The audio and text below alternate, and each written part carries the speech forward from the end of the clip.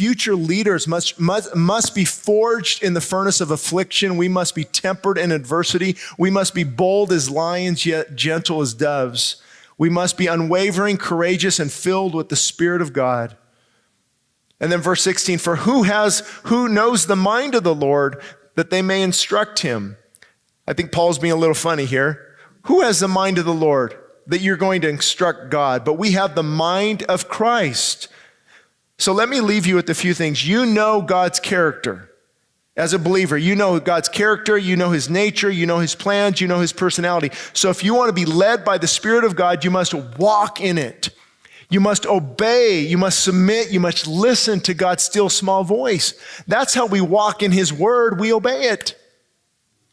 And we submit to that, and the Holy Spirit works in that. But what I wanted to end on was this phrase he said here. For who has known the mind of the Lord? Who has known the mind of the Lord that he may instruct him?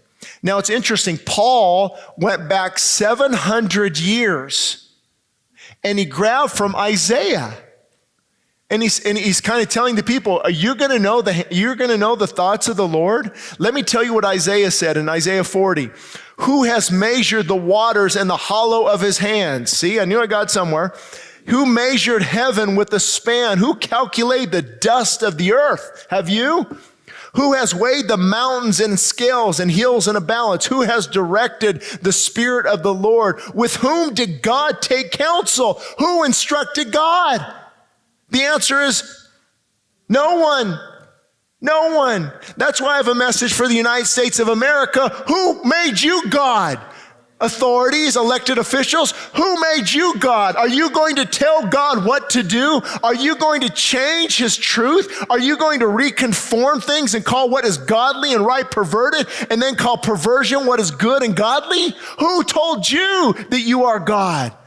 He sits on the throne. Behold, the nations are a drop in the bucket. China, Russia, Syria, all these nations, they're a drop in the bucket, and they're counted as small dust on the scale.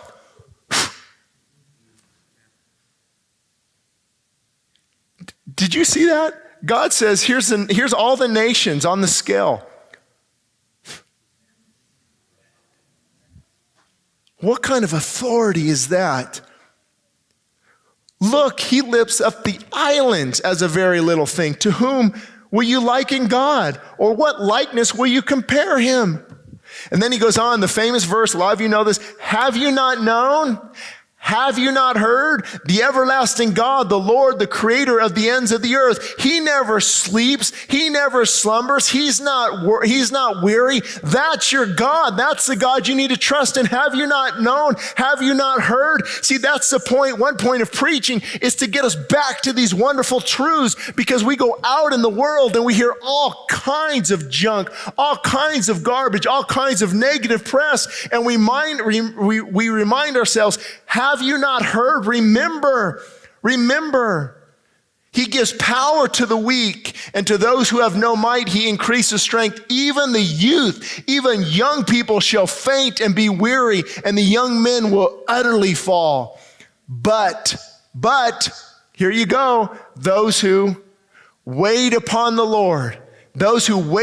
Lord shall renew their strength.